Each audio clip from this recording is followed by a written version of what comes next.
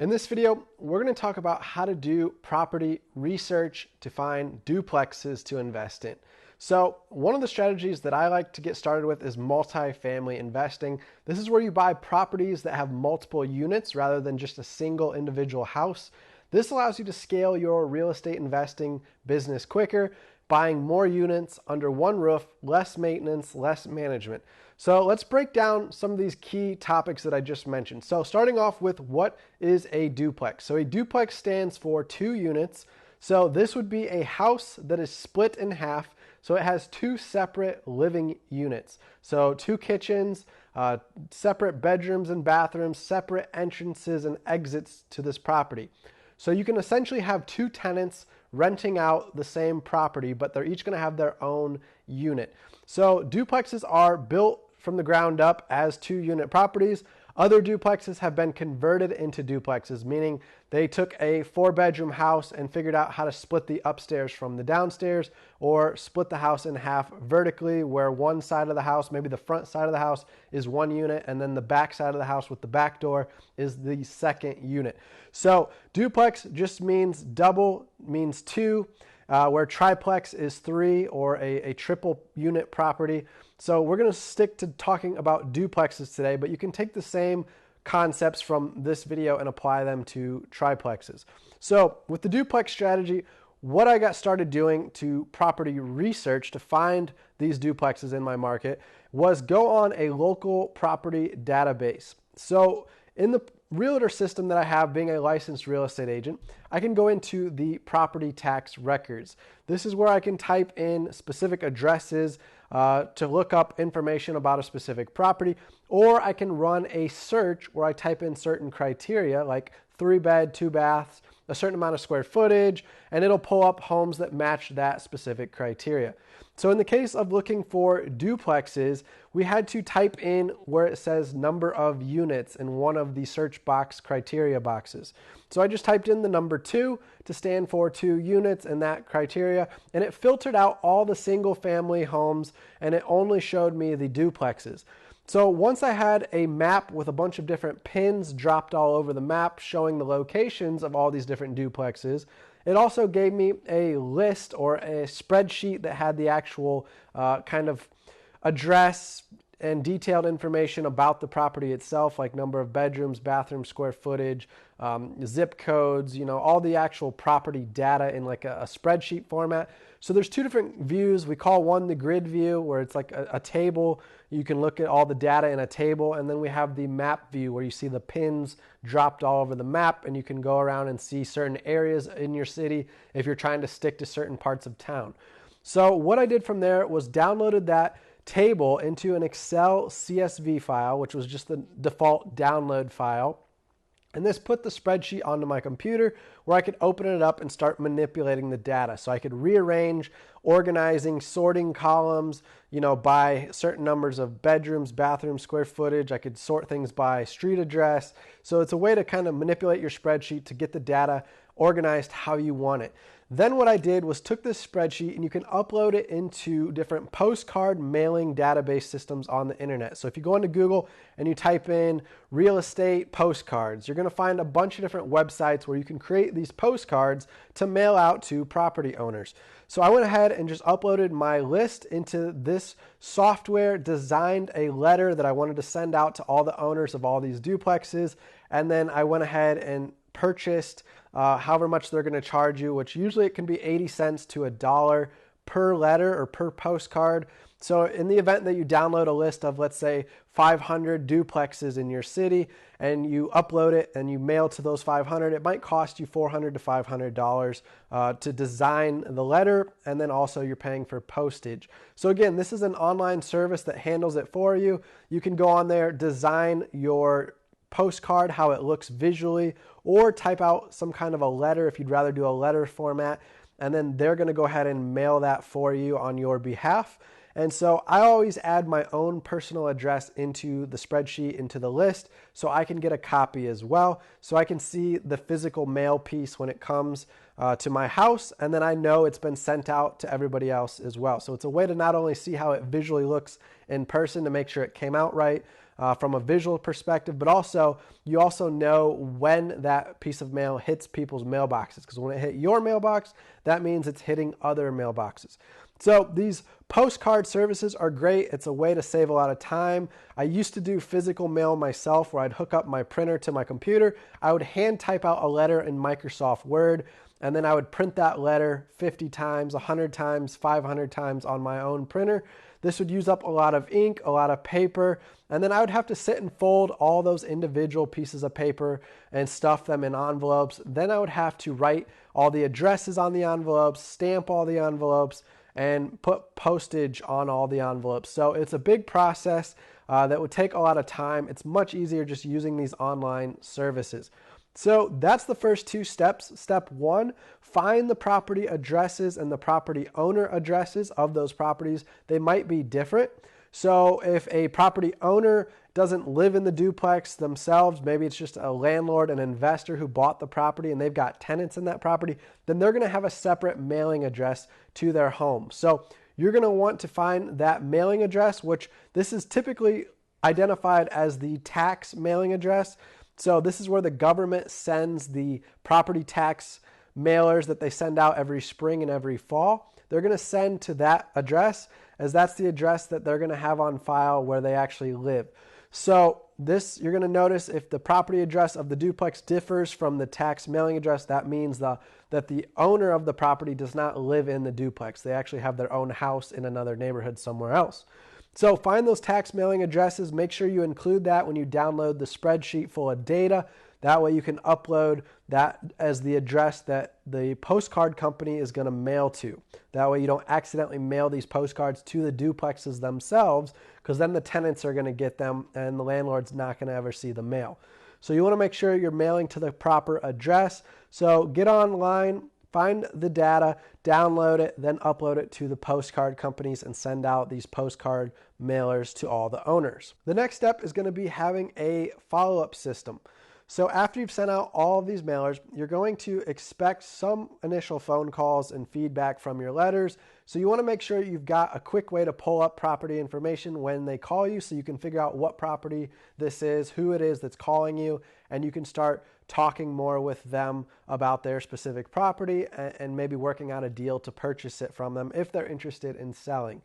So with that being said, you want to make sure maybe you have a voicemail set up. So if they call you, you can let it just go to voicemail, where they can capture information about them. That way it gives you some time to look up their information, find out who they are before you call them back and talk to them.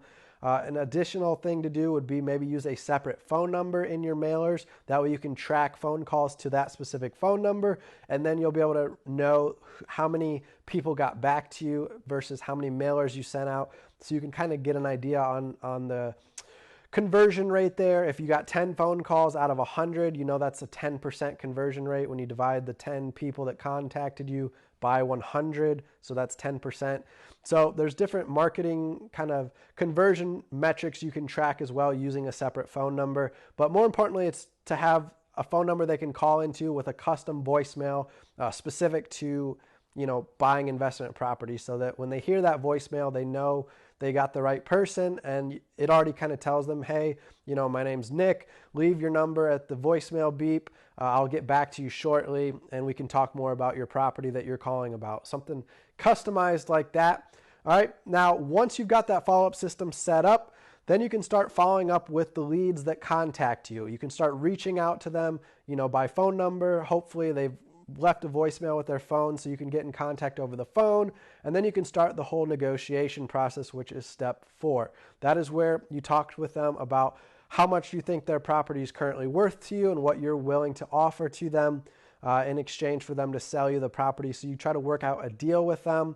If you have to get a realtor involved, you can find creative ways to get realtors involved to handle all the paperwork of the transaction to make sure the transaction goes smoothly, while also helping the seller maybe save on a commission, because they're going to consider using a realtor and having to pay a commission. So that could affect what price they want to ask for you to pay for their property. All right, so once the property comes to a point where you're getting a contract with the seller to actually buy the duplex, this is where we start worrying about due diligence items. So this would be inspections on the property to make sure that you're buying a property that doesn't have something crazy wrong with it, that's going to cost a lot of money, that's going to actually affect your return on investment.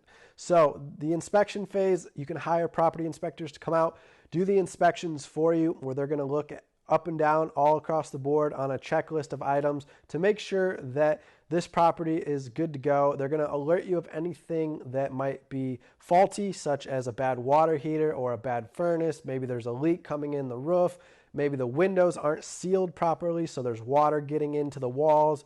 They're going to find mold. They're going to test all the appliances to make sure they work correctly.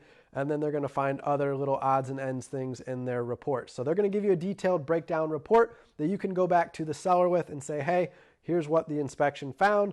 This is going to affect what I'm willing to offer you on your property because I've got to repair all these things. I don't think your property is worth X amount. I now think I have to discount my offer this amount so that we can account for all these different repair items that were found from the inspections. So you can negotiate back and forth off the inspections to find a purchase price that's fair for you and for the seller, that's going to leave you room to still make a profit when you buy the property and you've put money into the property to fix the different things that the inspection found. So with that being said, as we move towards actual closing date, this is where you're going to go to a title company and you're going to actually sit down, sign all the paperwork. The title company does a lot of back end things like run a title search on the property to make sure that the owner actually owns the property and has clear title, meaning nobody else is going to come claim ownership to the property after the sale has already happened. So they make sure it has clear title. They alert you if there's any title issues so they can get them cleared up ahead of time. And they protect you with title insurance, which all this does cost fees, but it's all part of the title process. So the title company is an important factor into the purchase of a property as well. And that's going to be where you go sit down with the seller and actually sign all the legal paperwork to make the sale official. And the money is going to get wired into that title company as well so that they can cut the check to the seller. So the seller can actually get the proceeds, from selling the property, and you're actually going to pay the money that you agreed to in the contract. So I'm trying to break everything down as simple as possible here in this video. But that's kind of the key steps to buying a duplex, starting off with finding all the duplexes in your city by using some sort of property database. You can contact a local realtor to do this for you if you think you don't have access to any sort of property tax database on your own that offers the ability to screen for 2-unit properties. If they don't have that as a criteria, as a filter, then reach out to a real estate agent. They should have access to property software where they can screen for specific 2-unit properties only to filter out any other type of property so they can get you just a list of duplexes. Then you're going to get that data, you're going to import it into some sort of mailer system, send out mailers to all those properties, marketing to the owners of them, seeing if they want to sell, and you'll wait to get contacted by the owners when they're interested in selling their property. You can send out multiple property mailers over time, maybe once every 3 months, to make sure you're staying top of mind with that property owner in case they're not ready to sell at the current moment. They're going to get repeated mailers from you every so many months. This is going to make it a habit so that it builds into their memory bank. So when they do want to sell, they'll say, hey, I remember John Doe kept reaching out to me, interested in my property. I'm going to go ahead and give him a call now. So you might get a call 6 months, 12 months, or even multiple years from now, and they're going to remember you because of those mailers that you continually sent out. So have a follow-up system. Make sure you repeatedly follow up with them every so many months to see if they're interested in selling. And the ones who do reach out to you, have a follow-up system with them as well to get in contact with them as quick as possible to talk terms of the deal. From there, we talked about the deal. When you have it under contract, doing the due diligence phase, which is all the inspections and getting different people, contractors out to the property that can make sure they can give you an accurate estimate of what things are going to cost to be repaired, so you can factor that into final negotiations before you finalize a final sale price. Once you've already agreed to a sale price, though, in the initial phase, you're going to have to go back at the seller for these repair items as a form of a credit. So they're going to credit you some money towards closing costs or towards the final, amount that you're going to wire into the title company.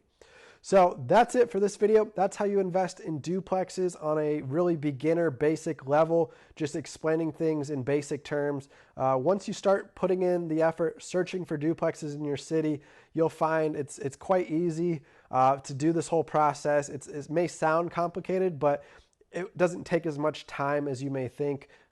Finding these properties quickly in a database doesn't take long, and then designing your postcard mailer also doesn't take that long. So you can make this a pretty easy automated process once you pull the initial data of all the duplexes in your city.